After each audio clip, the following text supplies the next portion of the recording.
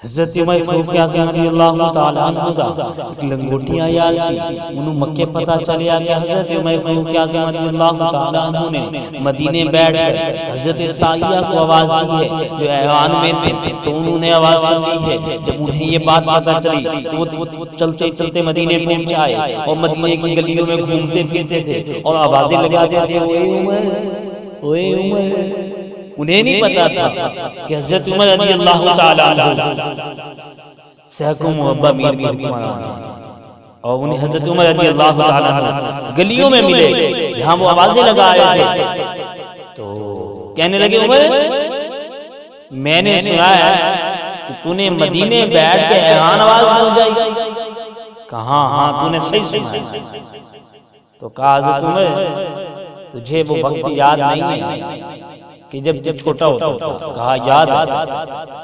کہا تجھے وہ وقت یاد نہیں ہے کہ جب تو اونٹ سے آتا تھا؟ کہا یاد ہے۔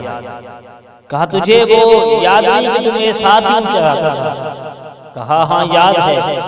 کہا حضرت عمر تجھے وہ وقت یاد نہیں کہ جب تیرا اونٹ گم ہو جاتا تھا؟ کہا یاد ہے۔ کہا حضرت عمر تجھے وہ وقت یاد نہیں کہ جب تیرا اونٹ تجھے میں ہی ڈھونڈ کے دیا جاتا تھا؟ کہا یاد ہے۔ تو کہا حضرت عمر یہ کیسے ہو گیا؟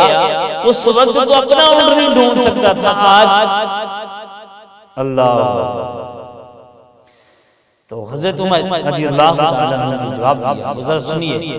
حضرت عمر رضی اللہ تعالی عنہ نے فرمایا اے لنگوٹیے تجھے خبر نہیں ہے، تو جانتا نہیں ہے میں کل بھی وہی عمر تھا، آج بھی وہی عمر ہوں، لیکن فرق کی بات اتنی ہے وہ لنگوٹیے ذرا کان کھول کے سن، کل جب مجھے اپنا اونٹ نہیں ملا کرتا تھا تو اس وقت میں تیرا یار تھا اور اس وقت میں تیرا محبوب تھا، اس وقت میری دوستی کو شفی و لنگوٹیے فرق اتنا ہے جب مجھے اپنا اونٹ نہیں ملتا تھا لنگوٹیے کا میں یار تھا، اور آج جب میں آن میں بیٹھے سائیہ کو دیکھ لیتا ہوں تو میں یا رسول اللہ کا